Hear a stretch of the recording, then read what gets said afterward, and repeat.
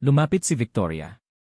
Nang makita niyang umiiyak si Rachel, tinanong niya si Jordan, "Hubby, galit ka pa rin ba kay Rachel? Bakit galit na galit ka na nagpakasal ulit si Rachel kay Corey?" Hinawakan ni Jordan ang kamay ni Victoria at sinabing, "Hindi mo naintindihan." Sa sandaling ito, naakit na nina Jordan at Rachel ang atensyon ng maraming tao. Ayaw magpakuha ng litrato ni Jordan, kaya sinabi niya kay Rachel, "Umalis ka na. Dahil pinili ni Corey na magpatawad at maniwala sa iyo, isa lang akong tagalabas at wala akong masabi." Nagmamadaling tumayo si Rachel at pinunasan ang kanyang mga luha. "Salamat, Jordan. Maraming salamat sa pag-aalaga mo sa amin ni Corey. Alam kong magkaibigan pa rin ang pakikitungo mo sa amin. Siguradong magiging maayos ang buhay namin sa hinaharap. Sana balang araw, maupo tayo at mag-inuman ng magkasama." Dahil doon, nagmamadaling tumalikod si Rachel at umalis. Sa pagtingin sa mga magulang ni Corey na magkakasamang nakatayo, napabuntong hininga si Jordan. Paano nangyari ito? Si Rachel ay isang hindi gaanong mahalagang karakter kay Jordan. Sabik na sabik siya sa relasyon nila ni Corey dahil paulit-ulit itong napanaginipan noong nakaraang taon. Sa panaginip, nagkabalikan sina Rachel at Corey. Una, nagpaplastikan si Elle. Ngayon, ang muling pagpapakasal ni na Rachel at Corey. Isa-isang nagkakatotoo ang mga nangyari sa panaginip ko. Noong sinimulan ni Jordan ang kanyang mga pangarap, si Elle ay hindi pa sumailalim sa plastic surgery sa totoong buhay. Ngunit sa kanyang panaginip, nagpa-plastic surgery si Elle at kamukhang-kamukha niya ngayon. Noon pa man ay naramdaman ni Jordan na nagkataon lamang ito. Ngunit ngayon, isa na namang pangyayari mula sa kanyang panaginip ang nangyari sa totoong buhay. Nag-asawang muli sina Rachel at Corey. Kung ang lahat ng nasa panaginip niya ay natupad. Sa panaginip ko, pinakasalan ko si High Lady. Sa panaginip na yon, nakasuit si Jordan at naka-white wedding dress naman si Hailey. Nagdaraos ng kasal ang dalawa sa isang romantic beach. Si Elle, na sumailalim sa plastic surgery, gayon din ang bagong kasal na sina Rachel at Corey, ay lahat ay dumalo sa kasal. Kung nagkatotoo ang panaginip na ito, nangangahulugan ito na maaaring pakasalan muli ni Jordan si Hailey. Impossible. Hinding-hindi na ako magpapakasal sa Yigay na iyon. Nang maisip ito ni Jordan, agad niyang tinanggihan ang ideya. Mayroon akong dalawang mabubuti at magagandang asawa ngayon. Kahit matakaw ako, mayroon pa ring madam from South Korea. I am way more attracted to her than Hailey. Kahit humanap ako ng madam o ibang babae, imposibleng makasama ko ulit si Hailey. Alam na alam ito ni Jordan. Wala na siyang nararamdaman para kay Hailey. Ngunit kung mangyayari talaga ito balang araw, nangangahulugan ba ito na may kakayahan akong hulaan ang hinaharap? Pangarap kung ano ang mangyayari sa hinaharap. Hindi ba ito ang superpower ng isang Diyos? Biglang naalala ni Jordan ang sinabi ng kanyang lolo tungkol sa 8 dakilang pamilya at sa Diyos. Noon, dahil ang mga pangarap ng Diyos ay naging isang katotohanan, kaya alam ng 8 dakilang pamilya kung gaano siya kalakas. Mula doon, ginamit nila ang kanyang kakayahan upang unti-unting kontrolin ang buong mundo. Maaari ba akong ang bagong Diyos? Natuwa si Jordan. Ngayong nasa panganib na ang mga stile at minamaliit ng 7 pamilya, kung si Jordan ay isang Diyos-Diyosan at kayang hulaan ang hinaharap, mailigtas niya ang kanyang pamilya at yurakan pa ang 7 pamilya sa ilalim ng kanyang mga paa. Hayaan ang stiles na nasa tuktok ng buong mundo. Si Jordan ay nasa isang malaking problema. Kung magkatotoo lang ang lahat ng nasa panaginip niya ay magkakaroon siya ng pagkakataong patunayan na siya ay isang Diyos at may ganoong kakayahan. Gayunpaman, kung magkatotoo ang lahat sa kanyang panaginip, nangangahulugan ito na kailangan niyang pakasalan muli si Hailey. Hindi iyon ang pinakamasama. May mas hindi katanggap-tanggap na paulit-ulit sa panaginip ni Jordan. Sa kanyang panaginip, binaril si Victoria at duguan ng husto. Kung talagang may kakayahan si Jordan na hulaan ang hinaharap, baka mamatay si Victoria. Hubby, anong meron? Nakita ni Victoria na tulala si Jordan at labis na nag-aalala. Napatingin si Jordan kay Victoria na pumayat. Niyakap siya nito ng mahigpit. Sa dinami-daming turistang nakapaligid sa kanya, nakaramdam ng hiya si Victoria. Anong ginagawa mo? Huwag kang ganyan sa publiko eh. Nakaramdam ng gulo si Jordan. Ayaw niyang pakasalan muli si Hailey, at ayaw din niyang may mangyari kay Victoria. Siguro nag-o-overthink ako sa mga bagay-bagay. Paano ako magiging Diyosa? Pinangarap ko na magpaplastikan si Elle dahil alam ko noon pa man na isa siyang babae na mahilig magpaganda. Ito ay base sa aking paghuhusga sa kanyang pagkatao. Ganoon din noong pinangarap kong magkabalikan sina Rachel at Corey. Batay din ito sa aking paghuhusga sa kanilang mga personalidad. Laging tumpak ang aking paghuhusga. Dahil pamilyar si Jordan sa psikolohiya, kadalasang tumpak ang kanyang mga paghatol at hula. Ito ay maaaring walang kinalaman sa pagiging isang Diyos.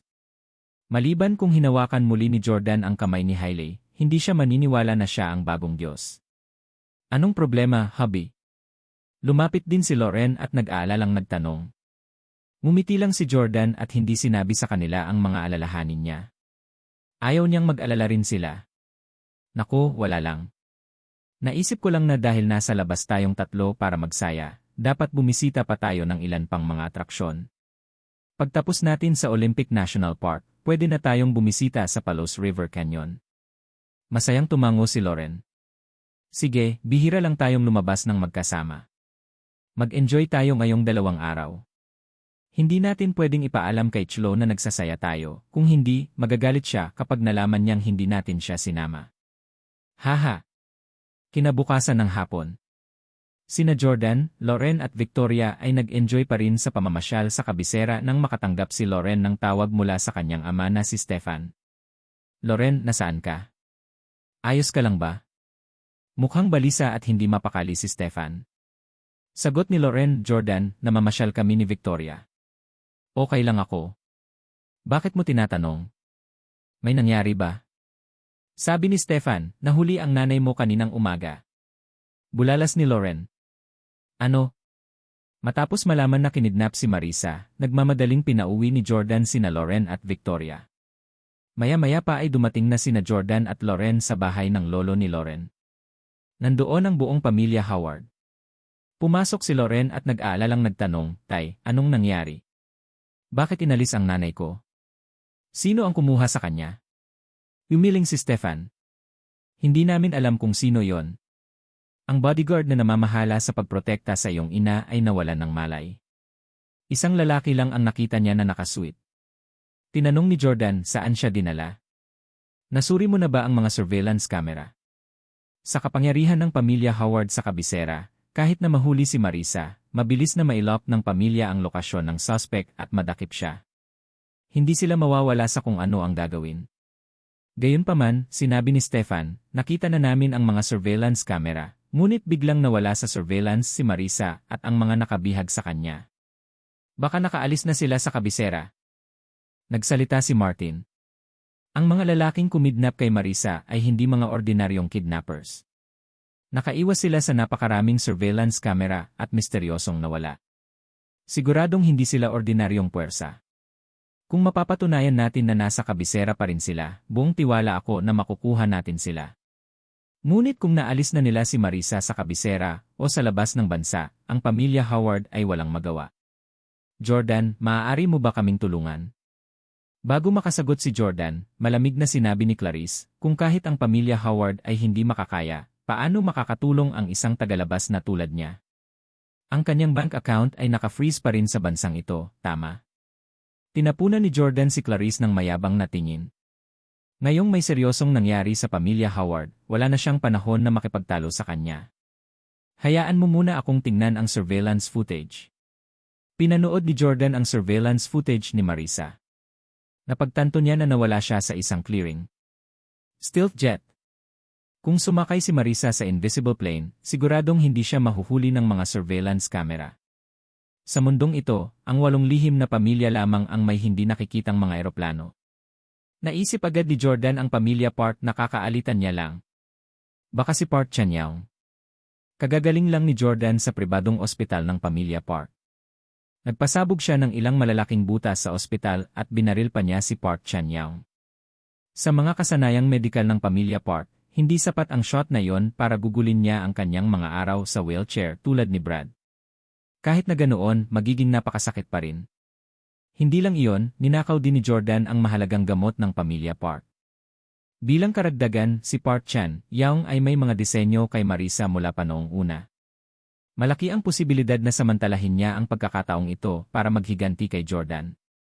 Mukhang nag-aalala si Lauren. Bihirang makipagkaibigan si nanay sa mga estranghero at hindi kailanman nakakasakit ng sinuman. Sino ang napakasama ng loob na kumidnap sa kanya? Sana talaga ay magiging maayos siya. Bagamat madalas na hindi sumasang-ayon si Lauren kay Marisa, nagkaroon sila ng malapit na relasyon ng mag-ina. Hindi nakapagtataka na labis na nalungkot si Lauren na kinidnap ang kanyang ina. Tinapik ni Jordan ang balikat ni Lauren at inalo ito. Lauren, huwag kang mag-alala. Alam ko kung sino ang kumuha sa kanya. Hayaan mo akong hawakan ito. Tanong ni Martin, Jordan, alam mo ba kung sino yon? Si Brad, na nakaupo sa wheelchair, ay sumigaw din, sabihin mo sa akin dali, sinong Mistard ang nakabihag sa aking ina? Papatayin ko siya. Nag-pipe up din si Clarice. Miyembro ng pamilya natin si Tita Marisa. Ang sinumang maglakas loob na dukutin ang isang miyembro ng pamilya Howard ay kalabanin ang buong pamilya. Kung hindi natin haharapin ang ganoong tao, nakakatakot ang pag-isip tungkol dito. Hindi man lang ako mangangahas na lumabas. Sinabi ni Jordan, kung hindi ako nagkakamali, dapat ay ang pamilyang Park mula sa South Korea. Ang pamilyang Park mula sa South Korea. Ano ang ginagawa nila? Bakit hindi ko sila narinig? Ang Howards ay mukhang nalilito sa pagbanggit ng pangalang Park. Secret family ang Park family kaya syempre hindi nila alam. Si Jordan ay ayaw magpaalam ng sobra sa kanila. Tumingin siya kay Martin at sinabing, maaaring dahil sa akin ang bagay na ito. Ako na ang bahala sa paghahanap kay Mama. Tumango si Martin. Okay Jordan, kung kailangan mo ng tulong ko, feel free to tell me. Okay. Dahil ayaw mag-aksaya ng oras, dumiretso si Jordan sa South Korea, pagkatapos ay nagtungo sa lihim na ospital sa South Korea.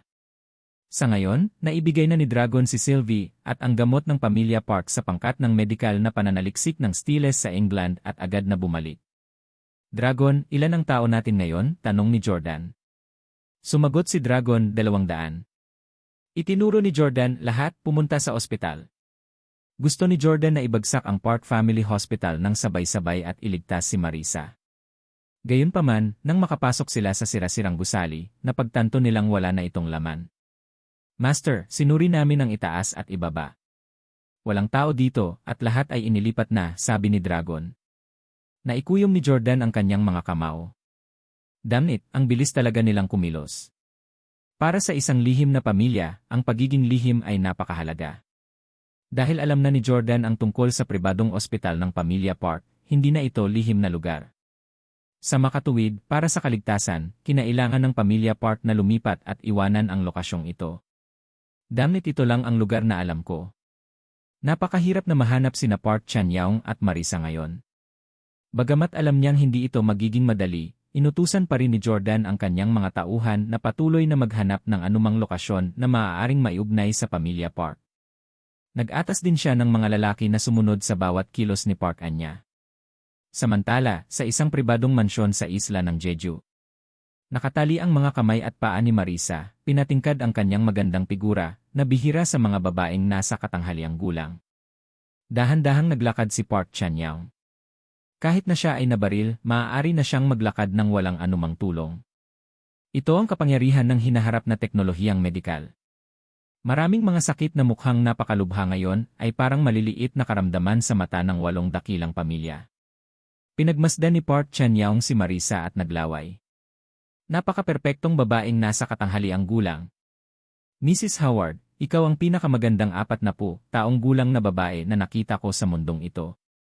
Halika, ako mismo ang makakalag sa'yo. Personal na kinalas ni Park Chan-young si Marisa. Siyempre, maaari niyang samantalahin siya ngayon, ngunit ang pangalawang henerasyong tagapagmana ng kanyang antas ay hindi gagawa ng kasuklam-suklam na bagay.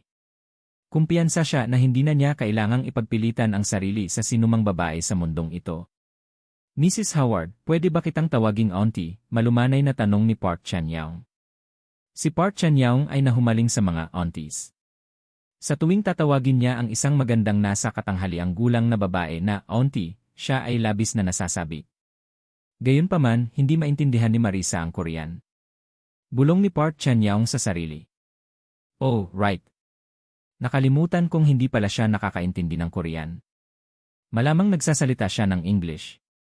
Bagamat marunong siyang magsalita ng Ingles, nakita niyang abala ito at mas gusto niyang magsalita sa Korean. Nagpatuloy si Park Chan-young. I prefer to converse in Korean. Pero no problem, we can still communication. Snap! Pinitik ni Park Chan-young ang kanyang mga daliri at kinuha ang kanyang mga nasasakupan na magdala ng isang peres ng Bluetooth earphones. Halika, tita. Isusuot ko ito para sa iyo ng personal. Gamit itong Bluetooth earpiece, maaari tayong makipag-usap ng walang anumang hadlang. Ang earpiece na ito ay isang real-time na tagasalin. Maaari nitong isalin ang mga salita ng tagapagsalita ng real-time. Matapos ilagay ang mga ito kay Marisa, pinasok din ni Park Chan-young ang isang peres ng earphones sa kanyang tenga. Pagkatapos ay matagumpay niyang naipares ang kanilang mga device para isalin ang Korean sa English. Matapos may set up ang lahat, magalang na nagpakilala si Park Chan-young. Auntie Marisa, my name is Park Chan-young. I'm an admirer of yours. Welcome to South Korea. Tiyak na itrato ko ang isang kagandahang tulad mo na may pinakamataas na pamantayan. Sa pagkakataong ito, naintindihan ni Marisa ang sinasabi ni Park Chan-young sa pamamagitan ng kanyang Bluetooth earpiece. Tinitigan niya ng masama si Park Chan-young. Binabalaan kita, hindi ako isang ordinaryong babae. Ako ang manugang ng pamilya Howard. Ang pamilya Howard ang pinakamakapangyarihang pamilya sa kabisera at sa buong bansa. Naglakas loob kang kidnapin ako at guluhin ang pamilya Howard, ginagaranti ako na hindi ka magkakaroon ng magandang wakas. Napangiti si Park Chan-young. Bago kita mahuli, naimbestigahan ko na ang lakas ng pamilya Howard. Tunay ngang napakakapangyarihan nila at hindi lang ordinaryong mayamang pamilya. Sa kasamaang palad, wala pa rin ang pamilyang ito sa paningin ko. Nagulat si Marisa. Dahil inimbestigahan niya ang pamilya Howard at alam ang kanilang lakas, how dare this South Korean kidnap Marisa? Hindi ba siya natatakot sa lakas ng pamilya Howard? Saglit na nag-isip si Marisa at naramdaman niya na ang pamilya ni Jordan ay malamang na may higit na impluensya sa buong mundo, kaya binanggit niya ito. At saka, ang aking manugang ay si Jordan Steele, isang miyembro ng napakalakas na pamilyang Steele. Kahit sa South Korea, ang kanilang impluensya ay Bago pa matapos si Marisa, iniunat ni Park Chan-young ang isang kamay, nagpapahiwatig na huminto siya. Auntie, wala na pong kailangan pang sabihin. Alam ko ang lakas ng pamilya Steele kaysa sa inyo. Talagang mas mahalaga ang Steeles kaysa sa pamilya Howard. Kung tungkol sa manugang mo, alam ko kung gaano siya kalakas. Habang nagsasalita si Park Chan-young, itinaas niya ang laylayan ng kanyang pantalon, ipinakita ang tama ng baril sa kanyang guya. Itinuro niya ang sugat at sinabi, tingnan mo, itong sugat sa aking binti ay dulot ng iyong manugang. Jordan. Nagulat si Marisa.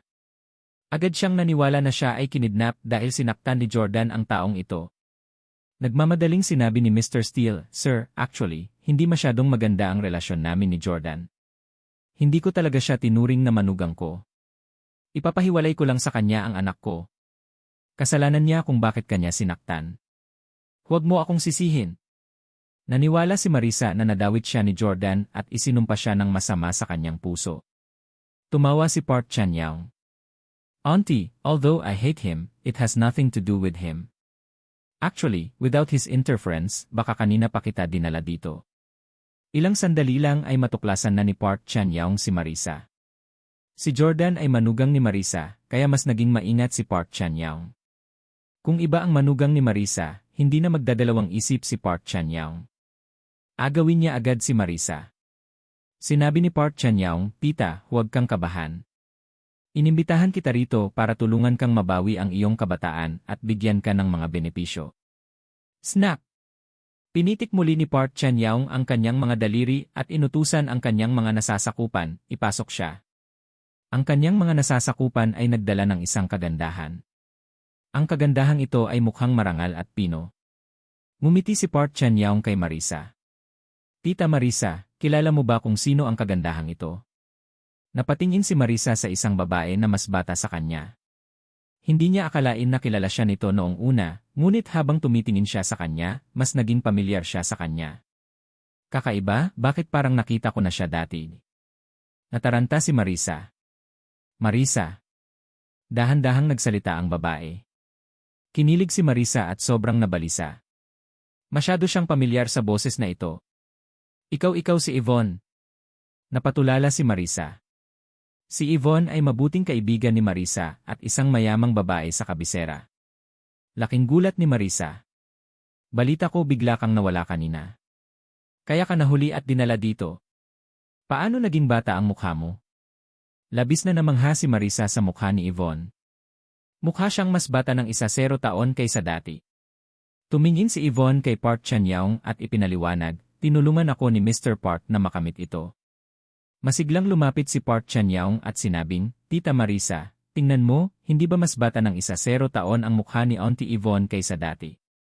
Gusto mo bang bumalik sa hitsura mo 10 taon na ang nakakaraan? Natigilan si Marisa at likas na tumango. Hahaha. Nakangiting lumapit si Park Chan-young at akmang hahawakan si Marisa. Iniwas ni Marisa ang kamay niya.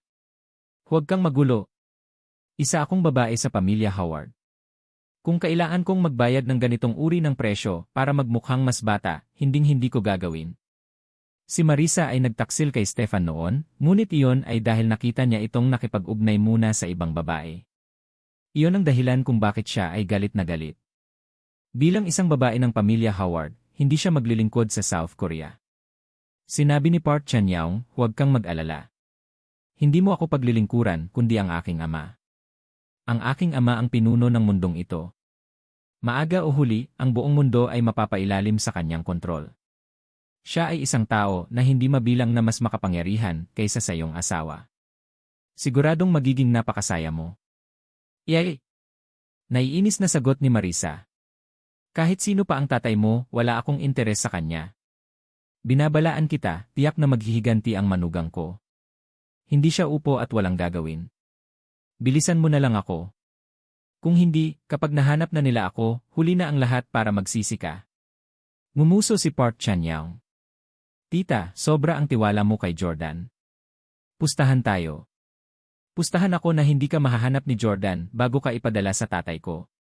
Mga lalaki, papuntahin mo si Auntie Marisa sa treatment room. Samantala, si Jordan ay nasa Zephyr 3, hinahanap ang pamilya Park at si Marisa. Matapos maghanap ng higit sa 10 oras, walang pag-unlad si Jordan. Iniulat ni Dragon, Master, kahit kalahating taon pa kaming maghanap, baka hindi namin mahanap ang Park family. Bagamat napaka-advance ng tracking technology sa Zephyr 3, napaka-advance din ng Park family na anti-reconnaissance technology. Maliban na lang kung gagamit kami ng puwersa para alisin ang pamilya Park, napakahirap para sa amin na mahanap sila at ang biyenan mo. Nagsalita din si Tim. At kahit na mahanap natin sila, mayroon silang mga stealth jet at maaaring iwasan tayo anumang oras. Labis din ang pagkabalisa ni Jordan. Mahirap makipaglaban sa isang lihim na pamilya. Tiningnan ni Jordan ang oras. Si Marisa ay inalis sa loob ng 20 oras ngayon. Kung ang pamilya Park ay naglalayon na saktan siya, siya ay namatay ng 100 beses. Gayunpaman, kung nais ng pamilya Park na tratuhin siya at gawing mas bata ng 10 taon, hindi na kailangang maging labis na pagkabalisa. Aabutin ang hindi bababa sa kalahating buwan upang makumpleto ang paggamot. Ang kasuklam-suklam na Park Chan-young na yon. Malinaw niyang alam na si Marisa ang biyenan ko, ngunit naglakas loob pa rin siyang kidnapin siya. Tuluyan niya akong binabaliwala at ang pamilya Steele. Sige, simula nang kinidnap mo ang pamilya ko, isang mata sa mata. Makukuha ko rin ang isa sa iyo. Tinanong ni Jordan si Tim, hiniling ko sa iyo na subaybayan si Park Anya. Kumusta ang pagsubaybay? Si Park Anya ay kapatid ni Park Chan-young. Kung mahuli ni Jordan si Park Anya, siguradong maipagpalit niya ito kay Marisa. Bilang ganti, sinabi ni Tim, mukhang normal na normal ang mga gawain ni Madam sa araw-araw. Sinasamahan niya ang kanyang asawa sa mga press conference at mga panayam. Kapag libre siya, sinasamahan niya ang kanyang anak na babae. Mukhang wala siyang kinalaman sa iyong biyenan. Ito ay hindi inaasahan. Ang mga bata mula sa malalaking pamilya ay napaka-independyente. Si Jordan, Jesse, Jamie at ang kanyang mga kapatid na babae ay bihirang makipag-ugnayan sa isa't isa. Naniniwala rin si Jordan na nag-iisang kumilos si Park Chan-young. Malamang walang ideya si Park Anya. Nasaan si Park Anya ngayon? Sinulyapan ni Tim ang lokasyon sa kanyang telepono at sinabing, The Blue House. Agad na sinabi ni Jordan, pumunta tayo sa Blue House at hulihin si Park Anya. Ano? Si Tim, Salvatore at ang iba pa ay natulala. Mangkidnap ng tao sa Blue House. Nauutal na sabi ni Tim, Mr. Jordan, ito gusto mo bang muling isaalang-alang? Ito ang Blue House. Ang Blue House ay kung saan naroon ang pinakamataas na otoridad sa South Korea. Ang mga karaniwang tulad ni Tim at Salvatore ay nanginginig sa pagbanggit sa lugar. Hindi man lang sila naglakas loob na pumasok kung sino man ang makahuli doon. Gayunpaman walang pakialam si Jordan. Wala siyang pakialam kung nasaan ito. Tara na! In-on ang invisibility mode, mabilis na lumapit si Zephyr 3 sa Blue House. Pero biglang tumawag si Martin. Hello, Mr. Howard. Naisip ni Jordan na narito si Martin upang tingnan ang kanyang pag-unlad tungkol kay Marisa. Gayunpaman, ang unang tanong ni Martin ay hindi tungkol sa sitwasyon ni Marisa. Sa halip, tinanong niya, Jordan, nasaan ka ngayon? Nataranta si Jordan. Nasa South Korea ako. Bakit?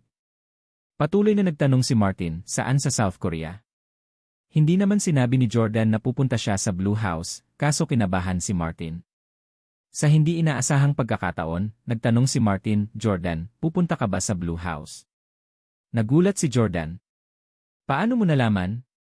Nilagyan mo ako ng tracker. Hindi inaasahan ni Jordan na lihim na gagawin ni Martin ang ganoong bagay.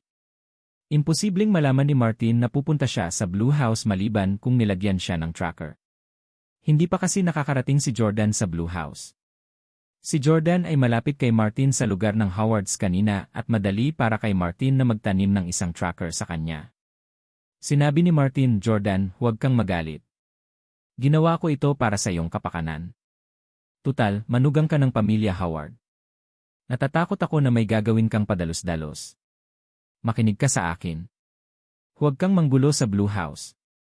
Hindi iyon lugar na maaari mong puntahan. Kung sumiklab ang away, malaki ang epekto. Galit na tugon ni Jordan. Ile, Mr. Howard, nililigtas ko ngayon ang manugang mo. Alam ko na ang ginagawa ko. Hindi ko kailangan na turuan mo ako. Hindi ako natutuwa na palihim mo akong tinanim ng tracker. Kung maulit ito, huwag mo akong sisihin sa pagwawala ng galit ko. With that, binaba na ni Jordan ang tawag. Itinuring ni Jordan ang mga Howard bilang pamilya, kaya hindi siya gumawa ng maraming pag-ingat. Hindi niya akalain na magtatanim si Martin ng tracker sa kanya. Dahil ang Blue House ay mahigpit na binabantayan at ang Zephyr 3 ay isang malaking eroplano, ang mga Blue House guards ay agad na maaalerto kapag ang jet ay lumapag. Kaya habang papalapit sila sa lokasyon, sinabi ni Jordan kay Dragon, Dragon, tatalon tayo dito sa eroplano. Papasok tayo at kukunin si Park Anya. Sumagot ang Dragon. Bumaba silang dalawa mula sa langit at mabilis na kumilos. Gayunpaman, hindi nagtagal, may ilang lalaking nakauniporme ng camouflage ang biglang sumulpot sa kanilang harapan. Damn it, napakamalas nating makasalubong ang mga guard ng Blue House dito. Medyo nagulat si Jordan. Dragon, harapin mo sila dali. Huwag kang maingay, bili ni Jordan. Sa kakayahan ni Dragon, hindi naging problema para sa kanya ang lumaban sa maraming kalaban. Nang makitang hindi armado ang mga lalaking ito na nakauniporme ng camouflage, kumpiyansa na naglakad si Dragon. Bang bang bang bang. Nakipaglaban si Dragon sa mga lalaki. Hindi niya inaasahan na ganoon kalakas ang mga ito at hindi niya agad nagawang talunin. Matyaga ang kanyang mga kalaban. Anong malakas na pagtutol? Nakita ni Jordan na sinuntok ni Dragon ang isa sa mga lalaki, ngunit hindi man lang siya umatras. Nagawa niyang mapanatili ang kanyang paninindigan. Mukhang kailangan ko ring tumulong. Hindi inaasahan ni Jordan na magkakaroon ng ganoon kalakas na mga bantay sa South Korea. Maging ang Dragon ay hindi kayang talunin sila ng mag-isa. Nang akmang sasalakayin si Jordan, biglang sinabi ng isa sa mga lalaki, Mr. Jordan, mangyaring huwag umatake. Nag-English ang lalaki na walang bahid ng Korean accent. Nataranta si Jordan. Hindi ka South Korean? Tumigil din sa pag-aaway si Dragon at ang mga lalaki. Mataimtim na tumango ang lalaking nangunguna at nagpakilala. Kami ay bahagi ng Black Ops team ng kabisera. Ako ang kapitan ng Team 1, Lionel. Natigilan si Jordan. Black Ops team? Anong organisasyon iyon? Ito ang unang pagkakataon na narinig ni Jordan ang grupong ito. Hindi nakakagulat na ang kanilang mga kasanayan sa pakikipaglaban ay napakabigat. Sumama man dito si Jordan, baka hindi sila matalo ng dalawa. Siyempre, sa one-on-one na labanan, ang Dragon ay walang talo sa mundo. Tinanong ni Jordan, sinabi sa'yo ni Martin na pumunta, tama ba? Sa impluensya ni Martin sa kabisera, malamang na alam niya ang tungkol sa pagkakaroon ng Black Ops team matagal na ang nakalipas. Bukod dito, maaaring magkaroon siya ng malapit na relasyon sa organisasyong ito. Sinabi ni Lionel, nag-aalala si Mr. Howard na baka mapusok si Mr. Jordan at magdulot ng sakuna. Nandito kami para pigilan ka sa pagpunta sa Blue House. Hindi karapat-dapat nasaktan ang Blue House para sa isang babae lang. Kung lumikha ka ng kaguluhan sa loob ng Blue House, hindi ka na lang maapektuhan ng bagay na ito. Sa pinakamasamang sitwasyon sa pagitan ng South Korea at ng ating internasyonal na bansa. Ngumiti si Jordan. No wonder gusto nilang pigilan siya. Nag-aalala sila na magdudulot siya ng kaguluhan sa bansa. Captain Lionel, masyado kang nag-aalala. Mag-isa akong pupunta sa Blue House. Sa karamihan, ibibigay ko ang sisi sa pamilyang Steele. Wala itong epekto sa international level. Maaaring hindi mo ito alam, ngunit ang pamilya Steele ay lumipat na sa England. Bilang tugon, mahigpit na sinabi ni Lionel, Mr. Jordan, natatakot ako na ikaw ang walang alam. Ang mga salita ay nagpagulo kay Jordan. Oh, anong ibig mong sabihin? Sinabi ni Lionel, bagaman ang lolo mo, si Mr. Steele, ay lumipat sa England ilang taon na ang nakalilipas, nagpatuloy siya sa pagtatrabaho para sa VIA. Sa katunayan, si Mr. Steele ay nagbigay ng malaking tulong teknikal sa militar ng ating bansa sa lahat ng mga taon na ito. Siya ang benefactor ng lahat sa VIS. Sandaling natigilan si Jordan bago ito pinag-isipang mabuti. Noon, matutulungan ng Diyos ang pamilya Steele sa anumang larangan, kabilang ang militar.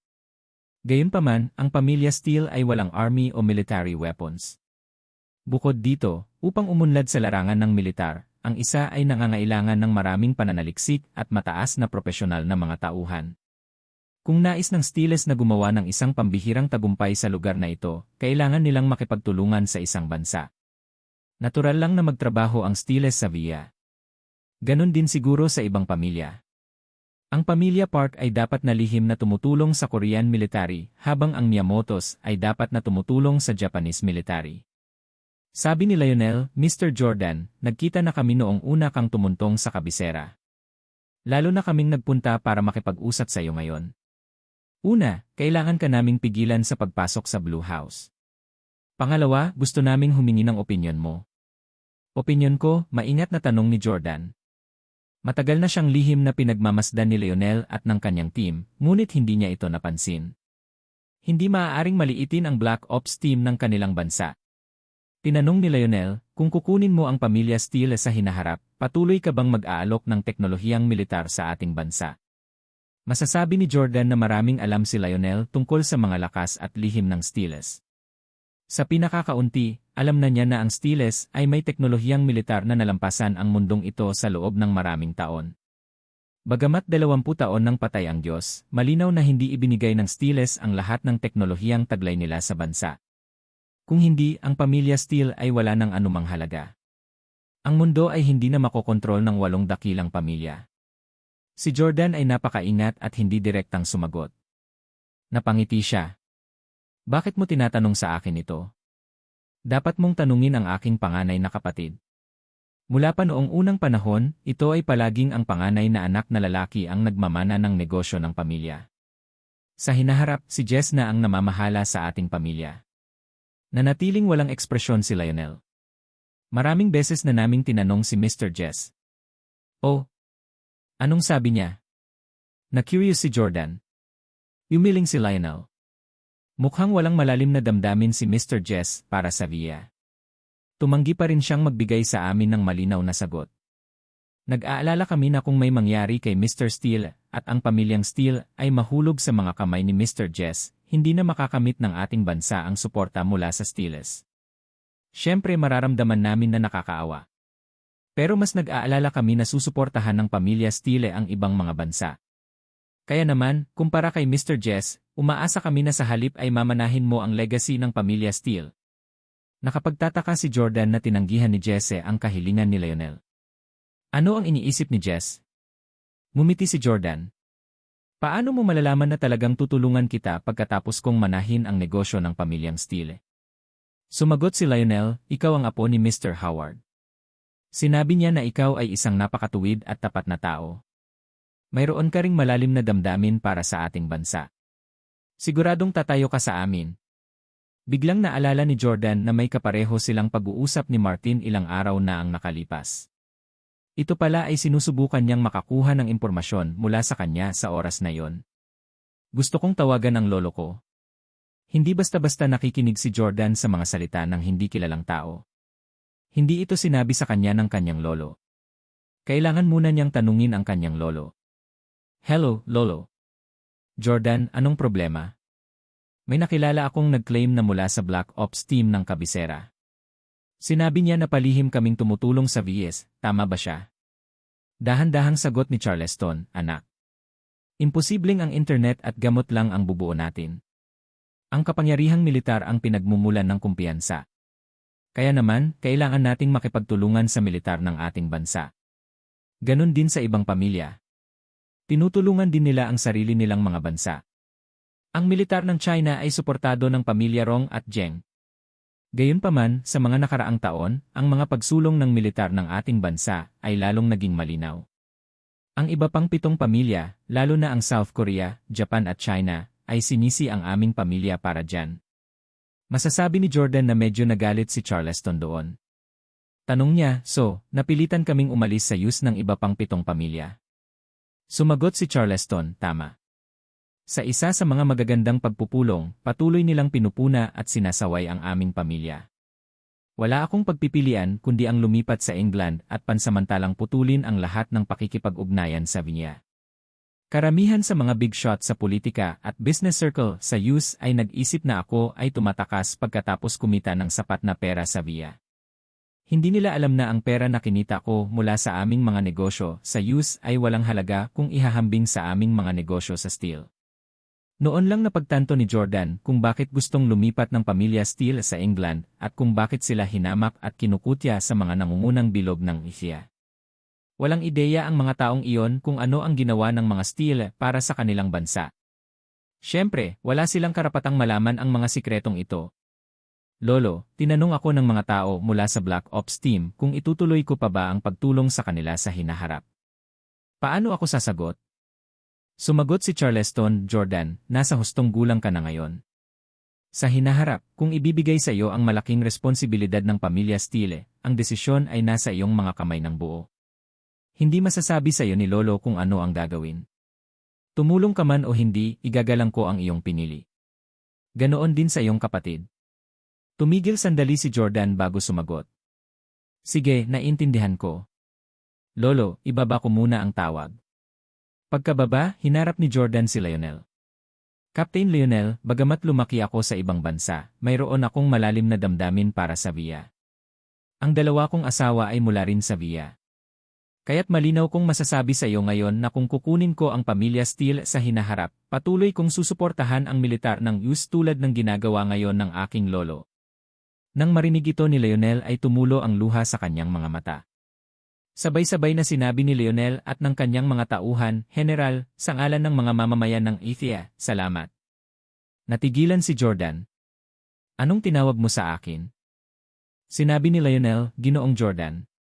Ang aming mga utos bago kami pumunta dito ay upang tawagan ka bilang general kung handa kang manindigan sa aming panig. General, tiyak na magiging malaking kontribusyon ka sa ating bansa. Pagkatapos mong maging general, tatangkilikin mo ang napakalaking pribilehiyong pagtrato. Lahat ng nasa Black Ops team ay handa mo rin. Hindi hinangad ni Jordan ang posisyong ito. Pagkatapos ng lahat, ang kanyang pamilya ay nakaupo na sa mga nangungunang pamilya sa buong mundo. Gayunpaman, ang mga benepisyo na ibinibigay ng posisyon na ito ay kanais-nais pa rin. Ang Steeles ay isang lihim na pamilya at hindi lahat ay kinikilala sila, lalo na ang ilan sa iba pang mayayamang pamilya. Ngumiti si Jordan.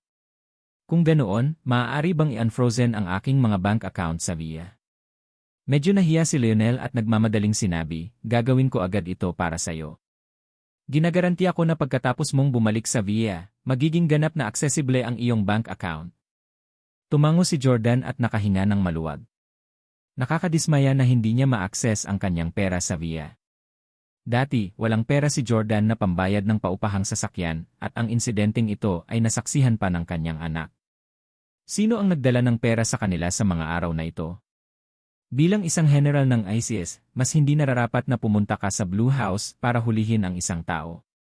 Sinabi ni Mr. Howard na mas gugustuhin niyang isakripisyo si Madam Marisa kaysa hayaang madamay ang ating bansa, ani Lionel. Alam ni Jordan na handang isakripisyo ni Martin ang kanyang buhay para sa kanyang bansa, lalo pa ang kanyang manugang. Hindi rin niya gusto si Marisa. Hindi na niya hinintay na mawala siya. Paanong hindi siya maiinis sa palagian nitong pagsaway? Gayunpaman, si Marisa ay biyenan pa rin ni Jordan. Hinding-hindi niya papahintulutan ang pamilya Park na kidnapin ang biyenan niya ng ganoon. Sinabi ni Jordan, hinding-hindi ako susuko sa pagliligtas sa aking biyenan. Kung papansinin ko ang pangyayaring ito, agawin ng pamilya Park ang aking asawa, anak ko, at maging ang mga miyembro ng pamilyang Steele. Hindi ko hahayaang ibuli nila tayo. Medyo kinakabahan si Lionel. Talaga bang manggugulo ang general sa Blue House ngayon? Sinabi ni Jordan, huwag kang mag-alala. Hindi ako papasok sa Blue House. Mayroon akong iba pang mga paraan. Walang ideya si Park Anya na kinidnap si Marisa. Bukod dito, sina Park Anya at Park Chan-young ay dalawang magkahiwalay na tao. Gayon din, palaging hinahangaan ni Jordan si Park Anya. Ayaw niyang idawit siya dahil lang sa kapatid niya. Lumiwanag ang mukha ni Lionel. Natitiyak kong malulutas mo ang isyong ito sa pamamagitan ng iba pang mga pamamaraan. General, iiwan ko sa iyo ang aking numero. Kung kailangan mo ng anuman, maaari mo akong hanapin anumang oras. Okay. Dahil dito, nagpalitan ng contact details sina Jordan at Lionel. Hindi sila nagtagal bagkus ay mabilis silang naghiwalay ng landas. Hindi nagtagal, bumalik si Jordan sa Zephyr 3. Nakahinga ng maluwag sina Salvatore at Tim nang mapagtanto nilang hindi pumunta si Jordan sa Blue House. Tanong ni Tim, Mr. Jordan, ano na ang plano mo ngayon? Sumagot si Jordan, ituloy ang pag-imbestiga sa bawat lead. Kung may mga kahina-hinalang tao o lugar, bumaba at maghanap kaagad. Maglalaro ako sandali. Huwag muna akong istorbohin. Natigilan si Tim at ang iba pa. Maglaro ng laro. Ang kanyang biyenan ay kinidnap at walang balita sa loob ng mahabang panahon. Paanong nasa mood pa rin si Jordan na maglaro? Hindi ito katulad ni Jordan. Siyempre, hindi naman sa walang pakialam si Jordan sa buhay ni Marisa. Gusto niyang pumasok sa virtual game para malaman ang kinaroroonan ni Marisa at Park Chan-young. Tama, hindi ordinaryong laro ang nilalaro ni Jordan. Ito ay isang virtual na laro na tanging ang mga miyembro ng 8 dakilang pamilya ang kwalipikadong makapasok. Baka wala si Park Chan-young sa laro. Kahit na siya ay hinding-hindi niya sasabihin kay Jordan ang tungkol sa kinaroroonan nila ni Marisa. Sa makatuwid, hindi pumasok si Jordan sa laro upang hanapin siya. Sa halip, hinahanap niya ang banal na dalaga ng Switzerland, si Lotta Schmidt. Si Lotta ang babaeng nagustuhan ni Park Chan-young. Ito ay halos isang katiyakan na siya ay dapat magkaroon ng kanyang contact number. Bukod dito, siya ay inosente at cute. Hindi siya nagalit nang halikan siya ni Jordan noon. Marahil ang babaeng ito ay handang tumulong kay Jordan na akitin si Park Chan-young. Sa panahong iyon, mahuhuli na ni Jordan si Park Chan-young at mailigtas si Marisa. Siguro kung nasa laro si Lotay. Pumasok si Jordan sa isang pribadong silid sa eroplano. Nasa kamay na niya ang ear goggles. Sa totoo lang, isinasantabi ang katotohanang kailangan niya ang tulong ni Lotta, personal na umaasa si Jordan na makita muli ang babaeng ito. Si Jordan ay nahuhumaling sa kagwapuhan at nagustuhan ang magagandang babae. Si Lotta ay kasing ganda ni Hailey at Lauren at lubhang kaakit-akit kay Jordan. Hindi nagtagal, pumasok siya sa virtual na laro. Ang mundo sa virtual na laro ay totoo pa rin gaya ng dati. Si Jordan ay sumakay sa kanyang bisikleta sa paligid ng lugar.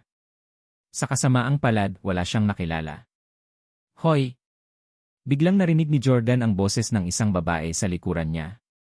Lumingon si Jordan at nakitang matandang kakilala ito. Gayunpaman, hindi ito si Lotta, ngunit si Marilyn Monroe mula sa pamilyang Zheng.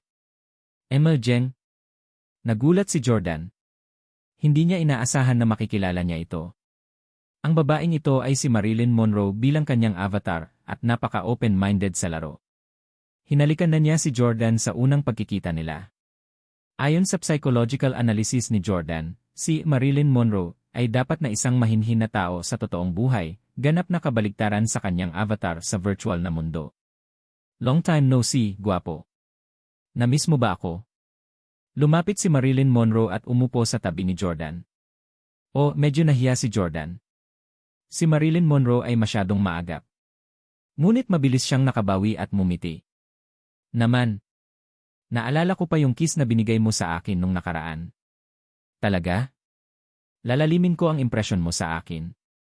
Hinalikan muli ni Marilyn Monroe si Jordan. Jordan. Hindi nakaimik si Jordan. Siya ang panganay na anak na babae ng pamilya Zheng, isa sa mga nangungunang pamilya sa 8 dakilang pamilya.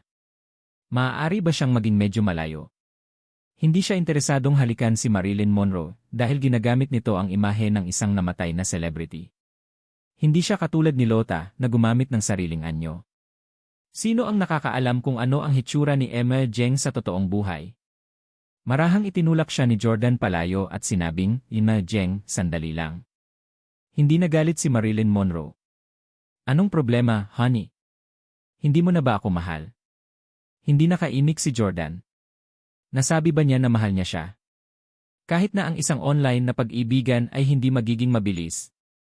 Seryosong sabi ni Jordan, I entered the game this time because have something important to do. Kilala mo ba si Lota from the Schmid family? Nagtaas ng kilay si Marilyn Monroe. Ang Swiss Holy Maiden. Tuwang-tuwa si Jordan.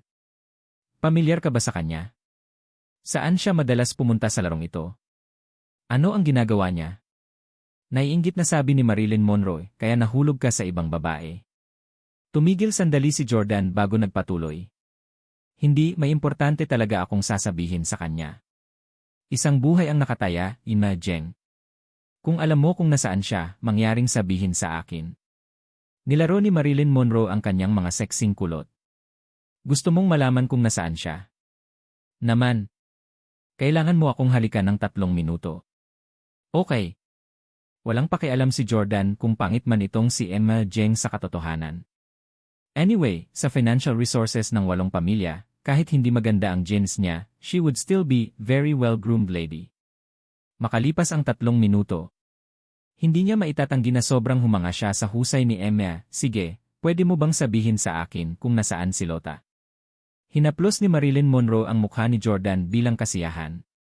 Gwapo, mahiyain ka. Hindi talaga tulad ng sinasabi ng mga chismis. Medyo nahiya si Jordan. Na-expose na ba niya ang tunay niyang pagkatao? Pero gusto kita sa ganitong paraan, haha. Gusto ni Lota na pumunta sa beach ng mag-isa. Pumunta sa beach at tingnan mo, isiniwalat ni Marilyn Monroe. Sige, magkita na lang tayo, Emma Zheng. Hindi nagpatalo si Jordan. Dumiretso siya sa dalampasigan. Sa mundo ng laro, ang pagpunta sa dagat ay hindi kasing gulo ng katotohanan.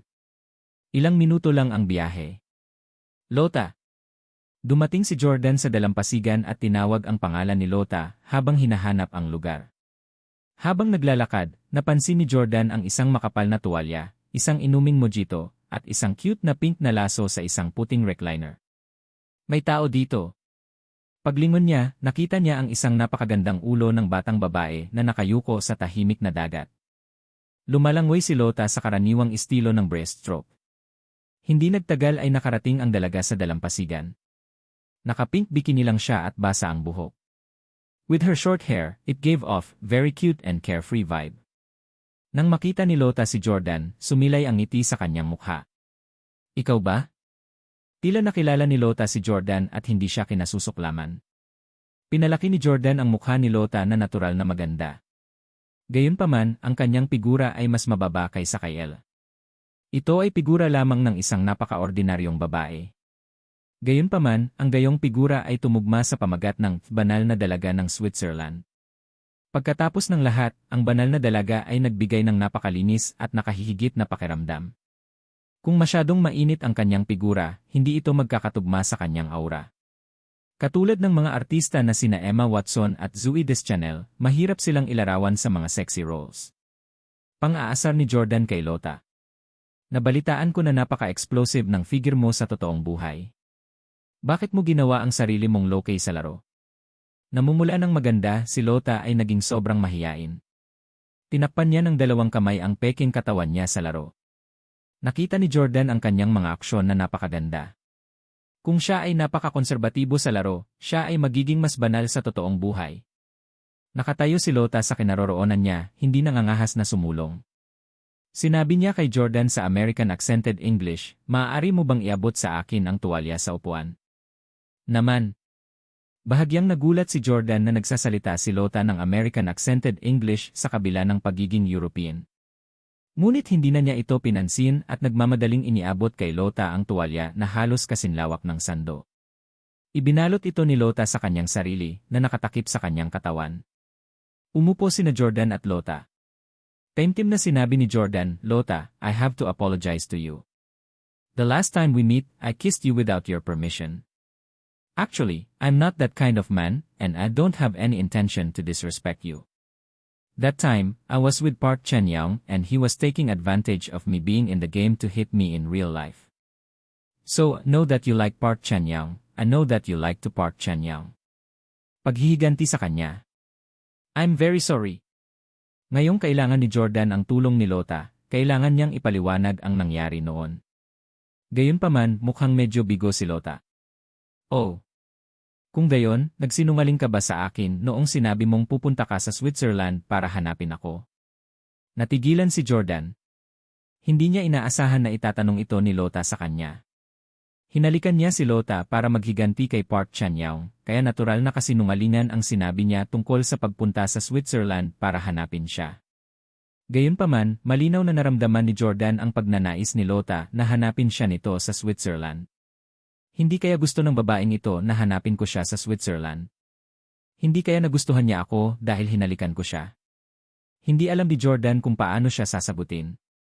Kung tapat siya sa sarili niya, natatakot siyang masira ang puso ni Lota. Si Lota ay nagbigay ng napaka-inosente na pakiramdam, na para bang siya ay kanyang maliit na kapatid na babae. Nanatiling awkward ang mga pangyayari sa loob ng ilang segundo bago biglang napangiti si Lota. "Nung sinabi mo na pupunta ka sa Switzerland para hanapin ako, nagbibiro ka siguro no?" Hindi ko sineryoso." "Alam ko na. Saka first kiss ko lang ang ninakaw mo sa laro. Yung first kiss ko sa totoong buhay andun pa." Sa hindi malamang dahilan, ang mga salita ni Lota ay lumikha ng isang bukol sa lalamunan ni Jordan. Talagang gusto niyang umiyak at lalo siyang hindi komportable. Sa kanyang kaalaman sa psikolohiya, masasabi niya sa isang sulyap na isinapuso ni Lota ang kanyang kaswal na pangako. Bukod dito, labis siyang nalungkot na hindi pupunta si Jordan sa Switzerland para hanapin siya. Ang mas walang pakialam na kumilos si Lota, mas nagigilty si Jordan. Siya ang kauna-unahang tao na nagawang makonsensya si Jordan. Paano magiging ganito? Bakit napaka-inosente ni Lota? Di ba 18 na siya? Naguguluhan si Jordan. Sa pangkalahatan, ang 18 taong gulang na mga batang babae sa kasalukuyan ay dapat na napaka-mature. Kahit na para sa mga normal na babae, karamihan ay nagsimula ng makipag-date sa edad na ito. Kahit na hindi pa sila nagkaroon ng relasyon, dapat ay kaya na nila ang lahat ng uri ng sitwasyon sa buhay. Isa pa, si Lota ay hindi isang normal na babae, siya ay anak ng isang lihim na pamilya. Para sa pamilyang Steele, ang kanilang pagsasanay at pagkakalantad ay nangangahulugan na ang kanilang mga inapo ay lalong mabilis na lumaki. Sa edad na 18, si Jordan at ang kanyang mga kapatid na lalaki ay mayroon ng mental maturity ng isang 25 anyos. Dahil ipinanganak si Lota sa isang nangungunang pamilya tulad ni Skimid at nakipag-ugnayan sa lahat ng nangungunang mga tao sa mundo, paano siya magiging inosente? Karaniwan, ang mga anak na babae ng mayayamang pamilya ay nakapaglakbay na sa mundo at nakipag-ugnayan sa lahat ng uri ng tao sa kanilang kabataan. Hindi sila magiging katulad ni Lota. Tinanong ni Jordan, "Lota, bihira ka bang makipag-ugnayan sa mga tao?" Nagulat si Lota. Paano mo nalaman? Isang ngiti ang sumilay sa labi ni Jordan. "You act like a 14-year-old girl unless you're pretending. Pero masasabi kong hindi ka nagpapanggap. Hindi lang yan, alam kong hindi ka masaya." Tinitigan ni Lota si Jordan nang hindi kumukurap, puno ng pagtataka at emosyon ang kanyang mga mata. Hindi niya inaasahan na ang isang tao na 2 beses pa lang siyang nakilala sa isang virtual na mundo ng laro ay makikita sa kanyang mga iniisip. Paano mo eh? Napuno siya ng paghanga kay Jordan. Sa ilang kadahilanan, nahirapan siyang sabihin sa iba ang tungkol sa kanyang nararamdaman. Nananabik siya sa isang taong makakaalam ng kanyang mga iniisip at nararamdaman nang hindi na niya kailangan pang sabihin. Para malaman kung gaano siya kalungkot. Ngumiti si Jordan. Nag-aaral siya ng psikolohiya mula elementarya, kaya natural na nakikita niya ang batang babae na ito.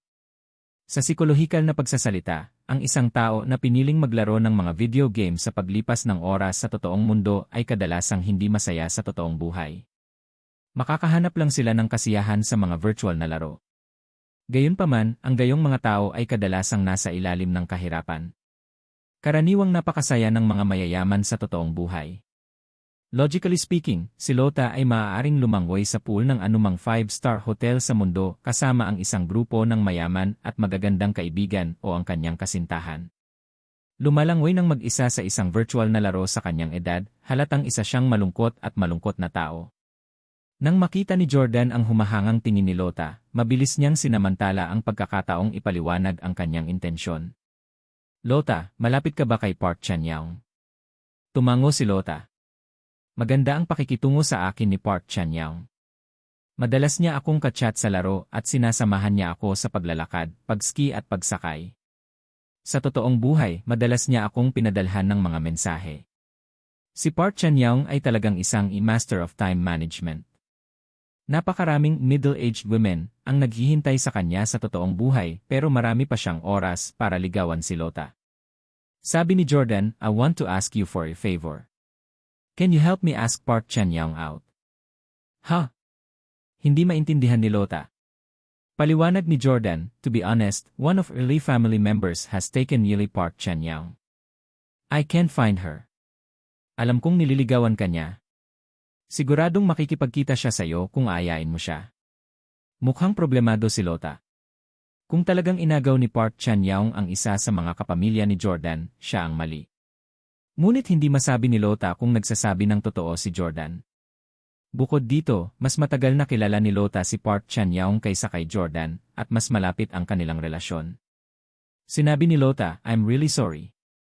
Ayaw ng pamilya ko na makisali ako sa mga gawain ng ibang pamilya.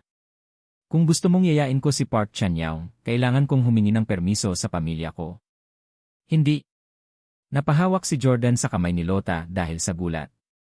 Kahit na ang virtual figure ni Lota ay hindi kasing ganda ng kanyang tunay na figura, ang kanyang mga kamay ay napakalambot at malambot.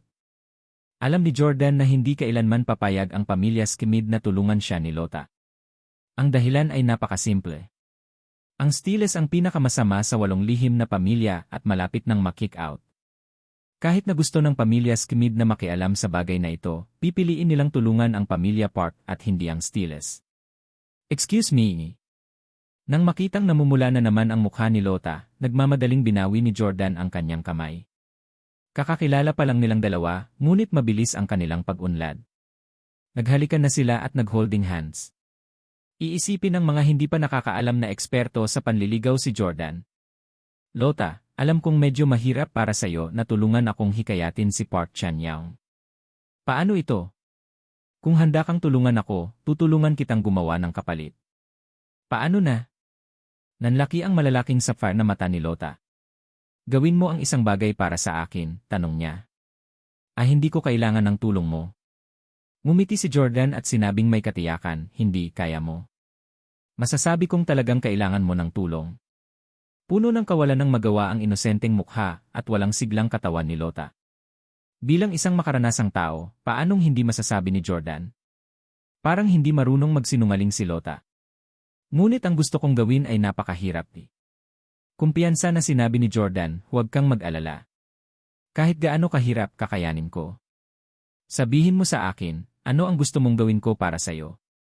Ibinaba ni Lota ang kanyang ulo at pinag-krus ang kanyang maliliit na kamay, hinimas ang mga ito. Pagkaraan ng mahabang panahon, tumingala si Lota, mas determinado ang kanyang tingin. Maaari mo ba akong ilabas sa Switzerland? Bago ang aking ika-negatibo 18 na seremonya ng pagdating ng edad. Umalis sa Switzerland. Medyo nagulat si Jordan. Hindi niya inaasahan na gustong tumakas ni Lota sa bahay. Hindi ba medyo swell ang Swiss Holy Maiden na ito? Obvious naman na magdaraos ang kanyang pamilya ng grand coming of age ceremony para sa kanyang 18 ni birthday. Bakit gusto niyang makatakas bago yon? Ngumiti si Jordan. Siyempre. Simpleng gawain lang.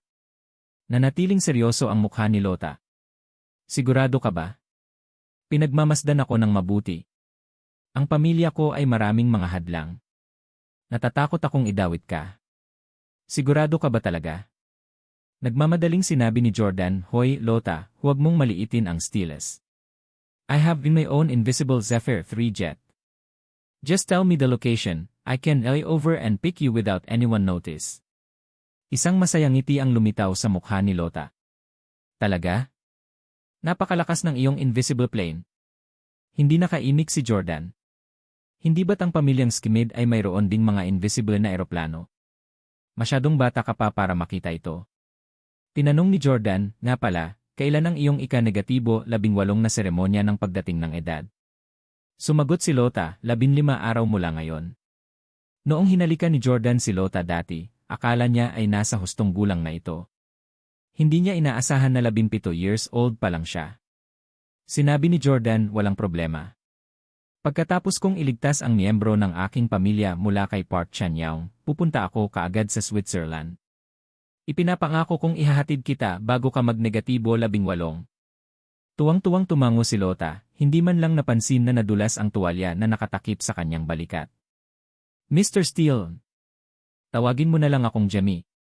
You should be Jordan, right? Narinig kong tinawag ka ni Park Chan-young bago siya mag-offline. You're right. Tawagin mo akong Jordan. Napangiti si Lota. Sige, Jordan ang itatawag ko sa'yo. Ang gwapo mo. Mabuting tao ka. Salamat.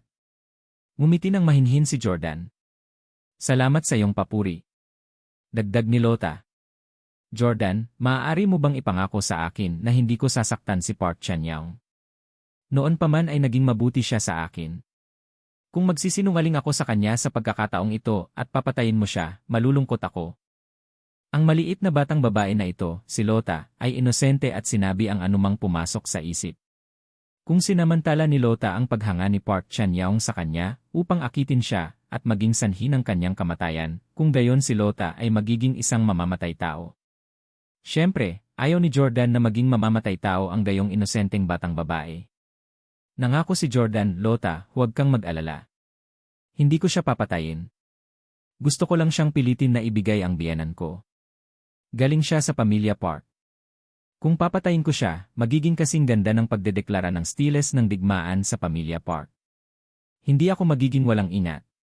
Tumango si Lota, naniwala sa pangako ni Jordan. Ikaw may biyenan ka na? May asawa ka na? Ngumiti si Jordan. May 2 akong asawa. Nagulat si Lota. Wow, hindi ba karamihan sa mga tao sa Via ay monogamous? Ilan ang mapapangasawa mo? Pwede ka bang magpakasal sa isa pa? Yuhi. Saglit na hindi alam ni Jordan ang isasagot. Bakit napaka-interesado nitong batang babae sa bagay na ito? Nang makitang medyo awkward si Jordan, mabilis na ngumiti si Lota. Nagtatanong lang naman ako. Tutulungan kitang yayain si Park Chan-young ngayon. Umayos ba ako na magkita siya sa Switzerland? Paulit-ulit niyang sinasabi na gusto niyang pumunta sa Switzerland para hanapin ako. Alam niya rin na kadalasan ay hindi ako nakakaalis ng bansa. Tumango si Jordan. Naman. Hanggat lumitaw siya, anumang lokasyon ay hindi magiging problema. Dahil may Zephyr 3 si Jordan, mabilis niyang maabot ang anumang lugar sa mundo. Sige, bigyan mo ako ng sandali. Mabilis na nag-offline si Lota. Pagkaalis ni Lota, nahiga si Jordan sa recliner at ninamnam ang araw at simoy ng dagat. Pumitas din siya ng niyog sa puno para inumin. Habang iniinom niya ang buko juice, bulong niya sa sarili.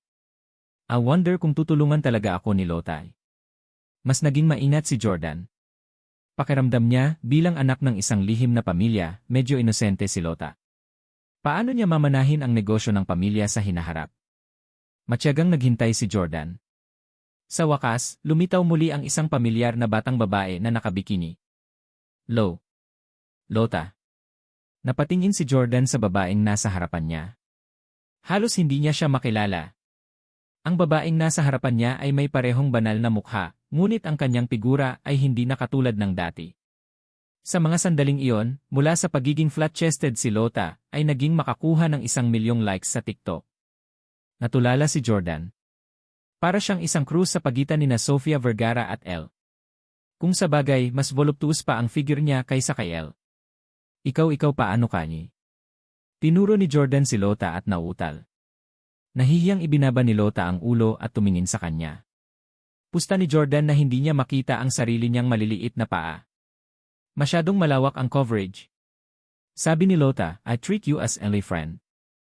I think friends should be honest with each other and not hide anything.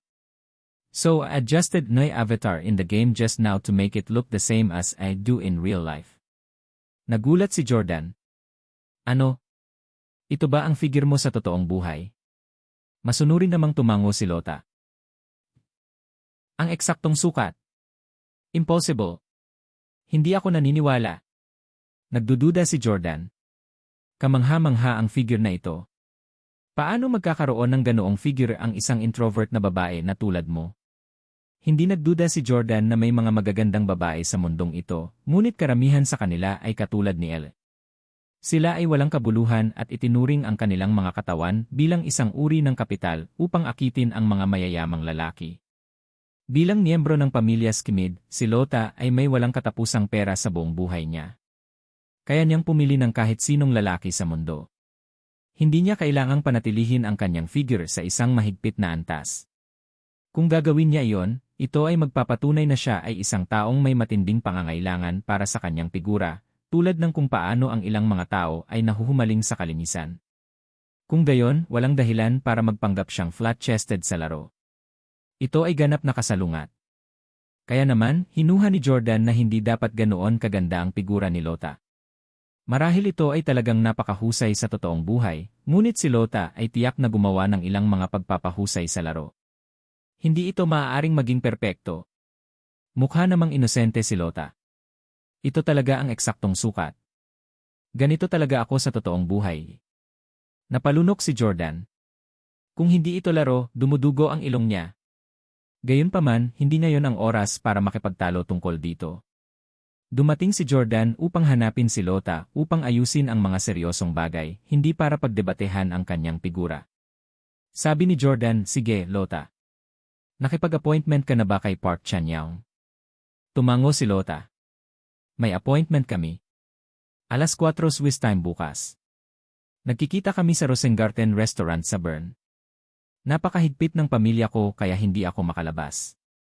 Sana matulungan mo akong sabihin sa kanya na sorry sa pagsisinungaling ko sa kanya kapag nakita mo siya bukas. Ang katotohanan na nagsinungaling siya para kay Jordan ay nakaramdam siya ng labis na pagkakasala. Tiningnan ni Jordan ang kanyang inosente at cute na hitsura at hindi napigilang hawakan ang kanyang malambot na ginintuang buhok. Sabi niya, huwag kang mag-alala, hindi ko hahayaang sisihin kanya. Ako ang magdadala sa lahat ng sisihin at pagsaway. Umangat ang ulo ni Lota at tumingin kay Jordan. Isang matingkad na ngiti ang unti-unting sumilay sa kanyang mukha. Sana magtagumpay ka. Salamat. Walang ibang sinabi ang dalawa.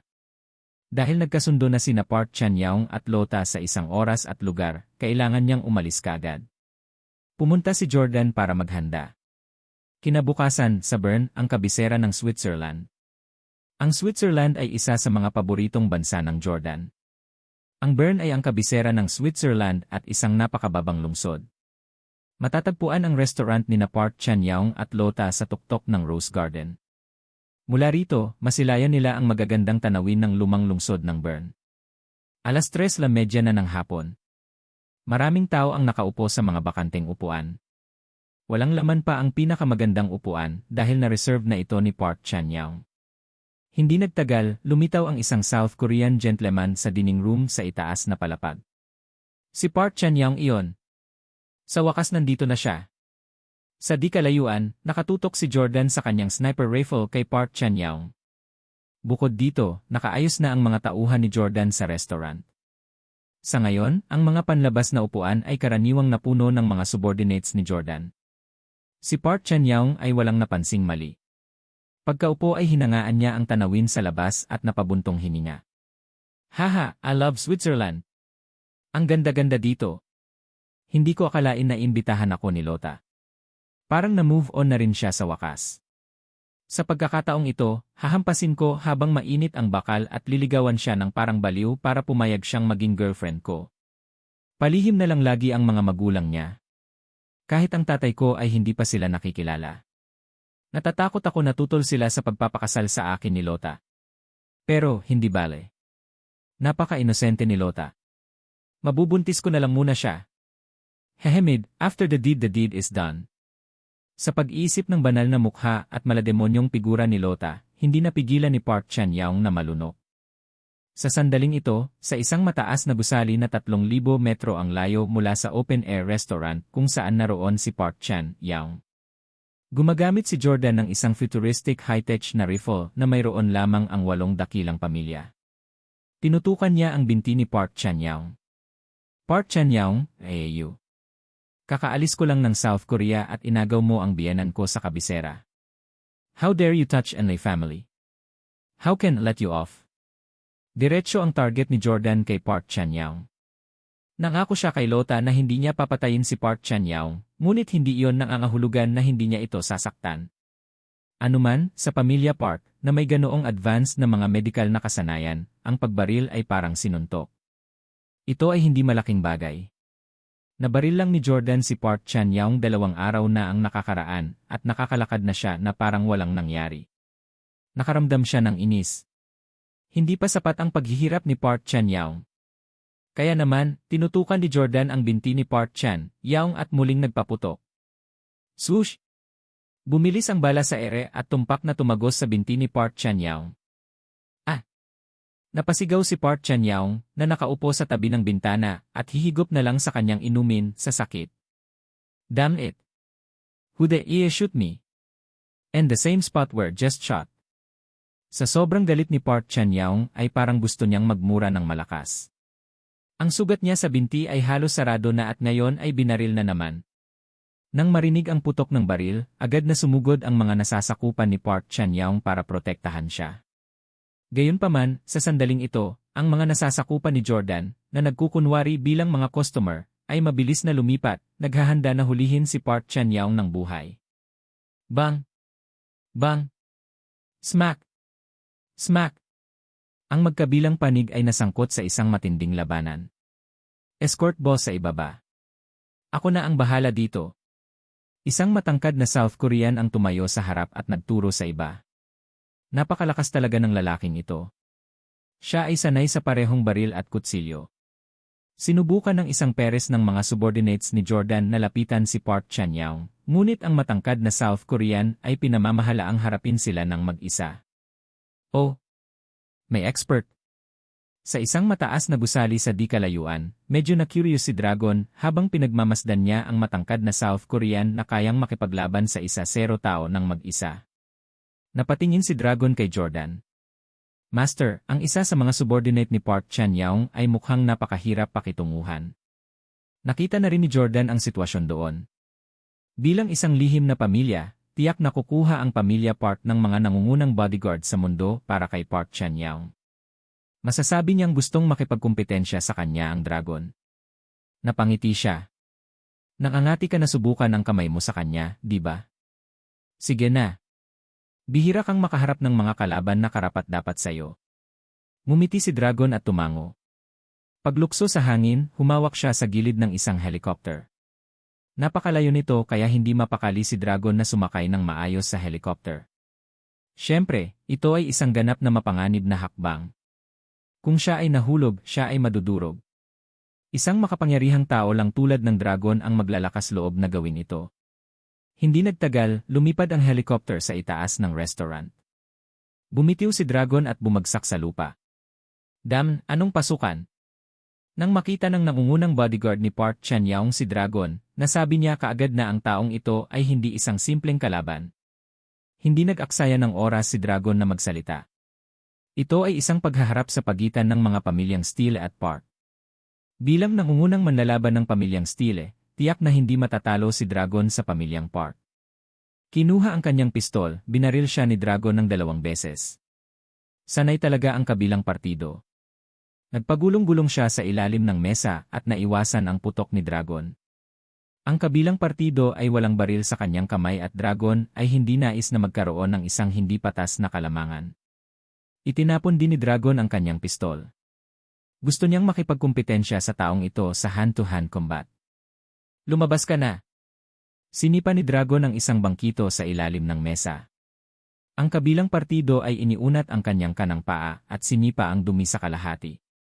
Talagang pantay-pantay sila. Gayunpaman, hindi natakot si Dragon. Ito ang unang pagkakataon sa kanyang karera na nakikipaglaban siya sa mga eksperto ng iba pang mga nakatagong pamilya. Kaagad pagkatapos, sumalakay muli si Dragon, ibinato ang isang malakas na suntok sa kabilang partido. Sinipa ng kabilang partido ang ulo ni Dragon. Bang! Smack! Pareho silang natumba ng isa. Ang kapangyarihang ito sa AGI, napakasarap manood ng labanan sa pagitan ng mga nangungunang eksperto. Si Jordan ay nanonood sa pamamagitan ng isang peres ng binocular. Kumpiyansa siya na kayang hulihin ng kanyang mga tauhan si Park Chan, yaong nang hindi nangangailangan ng kanyang interbensyon, kaya wala siyang balak na sumali sa laban. Hinaplos ni Dragon ang kanyang ulo na kakasipa lang. Kung sino pa man, bumagsak na sila sa lupa pagkatapos ng sipa na yon. Napagtanto niya na ang kabilang partido ay hindi madaling harapin, ngunit mayroon din siyang matinding pagnanais na talunin siya. Lahat pumunta at hulihin si Park Chan-yaong ng buhay. Kaya kung harapin ang taong ito ng mag-isa. Inutusan ni Dragon ang iba pang mga subordinates. Inayos na ni Jordan ang isang malaking bilang ng kanyang mga tauhan na pumunta sa restaurant at sa paligid nito, kaya hindi naging problema para sa kanila na hulihin si Park Chan-yaong. Agad namang sinunod ng mga nasasakupan ang utos ni Dragon. Sinubukan ng matangkad na South Korean na sundan sila para maprotektahan niya si Park Chan-yaong, ngunit tumalon si Dragon at humarap sa kanya, nakaharang sa kanyang dinadaanan. Sinabi ko bang pwede kang umalis? Tanong ni Dragon. Galit na galit ang matangkad na South Korean. Damn you! Dahil may death wish ka, pagbibigyan kita. Sinubukan ng matatangkad na South Korean ang lahat para talunin si Dragon. Ang bawat galaw ay isang nakamamatay na galaw, ngunit hindi lamang niya nabigo na masaktan si Dragon, ngunit dumanas din siya ng ilang suntok mula sa kanya. Siyempre, kailangan din ng Dragon na magtagal ng mas matagal kaysa karaniwan para tuluyang talunin ang kalaban na ito.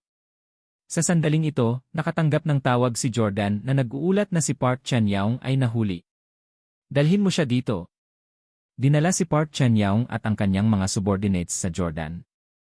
Natapos na rin ang one-on-one na labanan sa pagitan ng Dragon at ng matatangkad na South Korean. Kinalagkad din ni Dragon ang kanyang talunang kalaban. Nagmura si Park Chan-yaong nang makita si Jordan. You start. So ikaw ang umambus sa akin. Bakit ka nasa Switzerland? Paano mo nalaman na nandito ako? May sinabi ba sa'yo si Lota? Hindi kailanman ipagkanulo ni Jordan si Lota. Itinuring na niya ito bilang mabuting kaibigan. Galit na sabi ni Jordan, Park Chan-yaong, may pisinch ka pa para tanungin ako. Iniwan na lang kita at hostage mo na ang biyenan ko. Piniprovoke mo ako at ang pamilya Steele. Nililigawan mo ba si kamatayan? With that, tinutok ni Jordan ang baril sa ulo ni Park Chan-yaong. Tumawa ng malakas si Park Chan-yaong. Jordan, huwag kang ang magpanggap. Niloko kita last time at inisip na kahanga-hanga ang medical skills ng pamilya mo. Murang pakulo lang pala. Hindi man lang bumuti ang sakit ng pangatlong tiyahin ko. Hindi mo siya napagaling.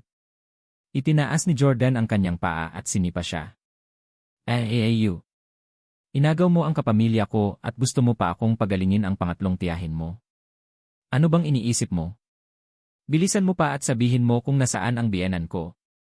Kung hindi, babarilin kita.